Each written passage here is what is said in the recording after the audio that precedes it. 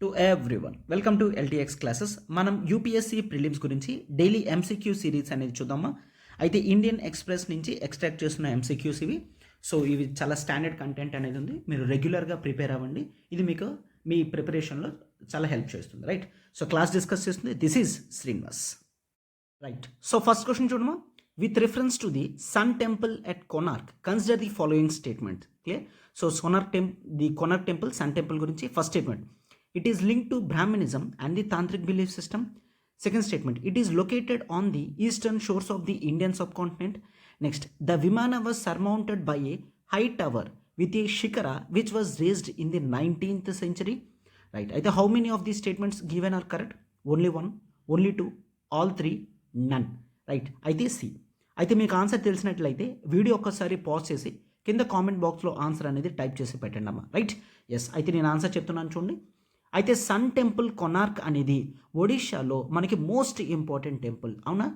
అయితే ఇది Brahminism and tantric belief సిస్టమ్కి తగ్గట్టుగా ఉందా అంటే yes, the statement is absolutely right. Clear? Brahmanism అంటే ఏంటి? నథింగ్ బట్ బ్రాహ్మణికల్ గాడ్స్ అన్నమాట. క్లియర్? బ్రాహ్మణికల్ గాడ్స్ లైక్ ఈ సన్ గాడ్స్ కానీ వీళ్ళందరూ కూడా బ్రాహ్మణికల్ గాడ్స్ అనేది చూస్తాము. అయితే బ్రాహ్మణిజంలో బ్రాహ్మిన్స్ ఎక్కువ ఈ హిందూ వర్షిప్ చేసే టెంపుల్స్ కానీ గాడ్స్ అందరినీ కూడా బ్రాహ్మణిజం కానీ మనం చూస్తామన్నమాట, అవునా? అంటే ఇది ఎటువంటి బుద్ధిస్ట్ కానీ జైన్ రిలేటెడ్ స్ట్రక్చర్ కాదు అన్న మీనింగ్ అనమాట. And next, tantric belief system అంటే ఏంటి సార్? తాంత్రిక్ బిలీఫ్ సిస్టమ్ అంటే మనం పూజలు పునస్కారాలు ఇట్లాంటివి ఏవైతే చేస్తామో వాటిని తాంత్రిక్ బిలీఫ్ సిస్టంలో భాగంగా చూస్తామన్నమాట. Clear?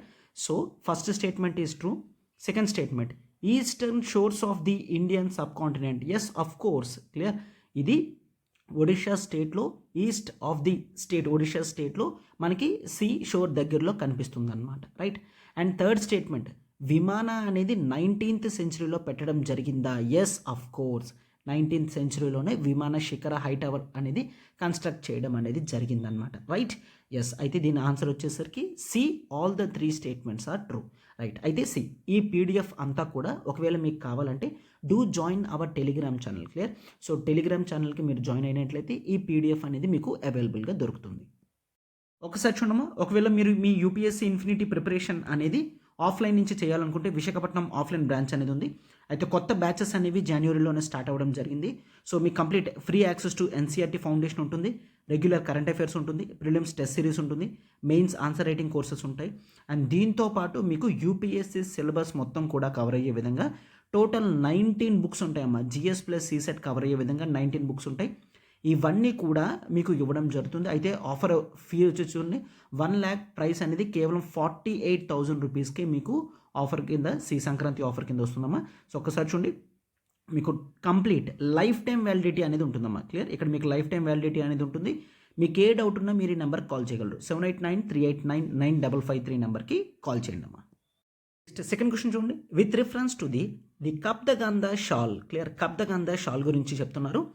First statement, it reflects the rich tribal heritage of Dongria cones.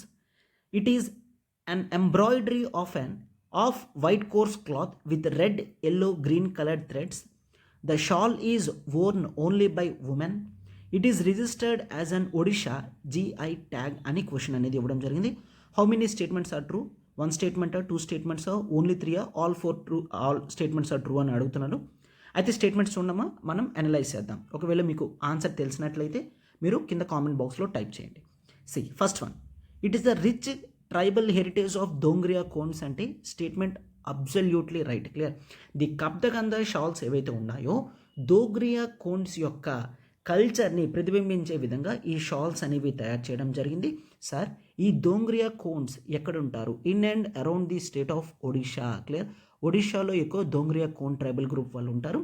So ఈ షాల్స్ అనేవి ఈ ట్రైబల్ పీపులే తయారు చేస్తున్నారనమాట. అయితే దీంట్లో ఎల్లో, గ్రీన్ కలర్ థ్రెడ్స్ అన్నీ ఉంటాయి అంటే red. Yes, this is true. And ఈ షాల్ అనేది ఓన్లీ ఉమెన్ వేసుకుంటారు. ఈ స్టేట్మెంట్ అనేది రాంగ్. ఈ షాల్ అనేది బోత్ మేల్స్ అండ్ ఫీమేల్స్ ఇద్దరు కూడా వేసుకుంటారనమాట. అయితే దీనికి జిఐ ట్యాగ్ వచ్చిందా? ఎస్, జిఐ ట్యాగ్ వచ్చింది. అందుకే ఇది కరెంట్ అఫైర్స్లో ఉంది. మనం కూడా క్వశ్చన్స్ అనేవి అందుకే దీన్ని తీసుకోవడం జరిగిందనమాట. ఓకేనా? సో దీంతో first statement true, second statement true, fourth statement true, third statement అనేది wrong. So answer is only 3 statements above are true అని చూస్తాం. ఓకేనా? So this is a shawl. Clear? Right. And next క్వశ్చన్కి వెళ్దాం. చూడమ్మా, నెక్స్ట్ క్వశ్చన్ చూడండి. Consider the following statements about the Paika rebellion గురించి. The Paikas were the peasant militia of Gajapati rulers of Odisha and the Paikas were mobilised under the leadership of Veer Surendra Sai. Clear? So అయితే ఏ statements అనేవి correct అంటున్నారు? First స్టేట్మెంటా, సెకండ్ స్టేట్మెంటా, both statements ట్రూవా, none of the statements are ట్రూవా? Right. అయితే ఫస్ట్ ఆఫ్ ఆల్ కాంటెక్స్ట్ అనేది చూడండి. పైకా రెబిలియన్ అనేది ఇండియాలో 1817లో జరిగిందనమాట. రైట్. అయితే పార్లమెంట్లో ఒడిషా నుంచి రిప్రజెంట్ చేసే ఎంపీస్ వాళ్ళు రిక్వెస్ట్ చేశారు ఏంటని? Right.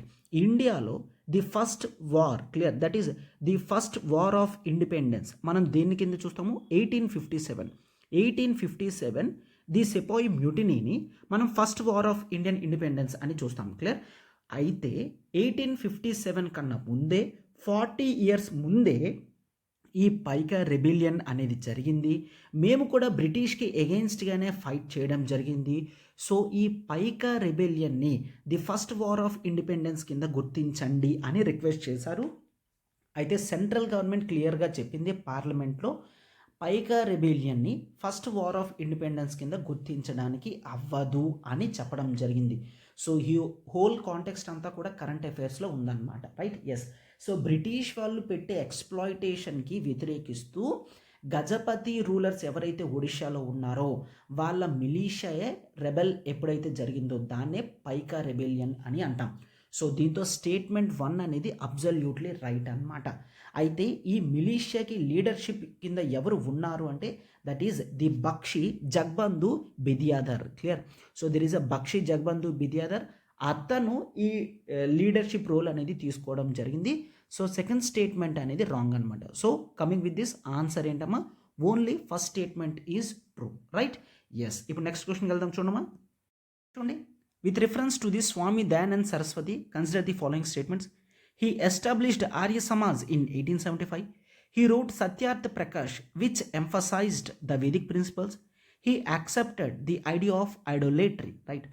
So, which of these statements given are correct? Only one, only two, all three, or none? అయితే ఇక్కడ ఒకసారి చూడండి. Swami Dayanand Saraswati, one of the important figures in India. So he is from 1824 to 1883. Clear? Right. అయితే ఇండియాలో 19th సెంచురీలో one of the most influential figures అనమాట.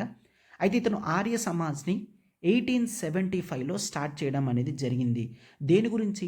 He want to reform the Indian society. Clear? So reformation movement అనేది start చేయడం జరిగిందనమాట 1875లో. So అయితే ఇతను సత్యార్థ ప్రకాష్ అనే బుక్ కూడా రాయడం జరిగింది.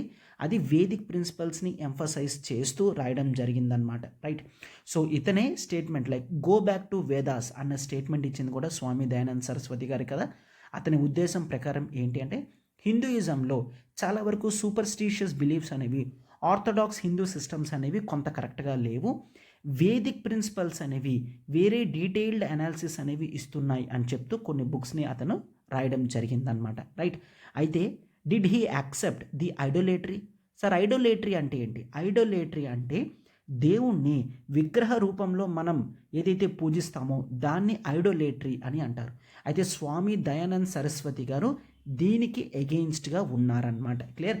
ఆర్య సమాజ్ ఎప్పుడూ కూడా దేవుణ్ణి కేవలం విగ్రహ రూపంలో మాత్రమే మనం పూజించాలి అని ఎక్కడా కూడా చెప్పలేదన్నమాట. క్లియర్? సో వేదిక్ ప్రిన్సిపల్స్ని ఫాలో అయితే చాలు, ఆటోమేటిక్గా గాడ్ని మనం వర్షిప్ చేస్తున్నట్టే అన్నట్లుగా ఇతను ఆర్య సమాజ్ని ప్రపోజ్ చేయడం జరిగిందనమాట. సో దీంతో first statement true, second statement true అని చూస్తాం, third statement is wrong. So the answer is only 2 statements. Clear? So ఇక్కడ మనకి కేవలం 2 స్టేట్మెంట్స్ మాత్రమే రైట్ అనమాట. రైట్. ఎస్. సో ఇప్పుడు నెక్స్ట్ క్వశ్చన్కి వెళ్దాం. చూడమ్మా. సో లాస్ట్ క్వశ్చన్ చూడండి. Traditionally these paintings are done on walls మీద ఈ పెయింటింగ్స్ వేసేవాళ్ళు. In the Chhotaudepur area of Gujarat they are mostly painted by men. ఈ పెయింటింగ్స్ అనేవి ఎక్కువ మెన్ వేస్తున్నారనమాట. ఎలిఫెంట్స్ కానీ, మెన్ కానీ, ఉమెన్ కానీ, ఆర్మ్స్ అండ్ మ్యూజికల్ ఇన్స్ట్రుమెంట్స్ ఇవన్నీ కూడా ఈ పెయింటింగ్ పిక్చర్స్లో రోల్ ప్లే చేస్తున్నాయి. అంటే ఎలిఫెంట్స్ బొమ్మలు గీస్తారు, ఉమెన్ బొమ్మలు గీస్తారు, ఆర్మ్స్ గీస్తారు, మ్యూజికల్ ఇన్స్ట్రుమెంట్స్ ప్రతిదీ ఉంటుందన్నమాట. As well as weddings, festivals కానీ, సెలబ్రేషన్స్ కానీ ప్రతిదాన్ని కూడా పెయింటింగ్ రూపంలో డిపిక్ట్ చేస్తారు. సో అయితే ఇక్కడ మనం దేని గురించి మాట్లాడుతున్నాం? Is this Kalamkari or Kalighat painting or Warli painting or Pithora painting? Right. So చూసి ఎలిమినేట్ చేసి మీరు ఆన్సర్ అనేది గెస్ చేయగలరు. Right, you are absolutely true. That is the Pithora paintings. Clear? Pithora paintings అనేవి గుజరాత్ ఏరియాలో, ది చోటాదాపూర్ ఏరియాలో ఈ డెపిక్షన్స్ అనేవి జరుగుతున్నాయన్నమాట. దీన్ని ఎక్కువగా మేల్స్ ఈ పెయింటింగ్స్ అనేవి వేయడం జరుగుతుందన్నమాట. రైట్. ఎస్. అయితే ఇక్కడ చూడమ్మా, చిన్న వర్క్. రైట్. ఏ విధంగా అయితే మీరు ఎంసీక్యూస్ని చెక్ చేస్తున్నారో వీటిని కూడా ఒక్కసారి చూడండి. కలంకారీ పెయింటింగ్ ఎక్కడుంది, కాళీఘాట్ పెయింటింగ్ ఎక్కడుంది, వార్లీ పెయింటింగ్స్ ఎక్కడున్నాయి అనేది కింద కామెంట్ బాక్స్లో మీరు టైప్ చేసి పెట్టండి. Kalamkari painting from which state, Kalighat ఎక్కడ, వార్లీ పెయింటింగ్ ఎక్కడ, ఏ స్టేట్లో, ఇవి చాలా ఇంపార్టెంట్. మీరు కింద కామెంట్ బాక్స్లో టైప్ చేసి పెట్టండి. రైట్. ఒకవేళ మీకు ఎంసీక్యూ సెషన్స్ అనేవి హెల్ప్ అవుతున్నాయి అంటే కింద కామెంట్ బాక్స్లో పెట్టండి అమ్మా. మనం సిరీస్ అనేది కంటిన్యూ చేద్దాం. సో దట్ ప్రిలిమ్స్ వరకు మీకు గుడ్ అమౌంట్ ఆఫ్ ఎంసీక్యూస్ అనేవి మీ చేతుల్లో ఉంటాయి. సో మీరు ఎగ్జామ్కి వెళ్ళే ముందు కూడా వీటిని రివైజ్ చేయడానికి హెల్ప్ అవుతుంది అనమాట. రైట్. Thank you.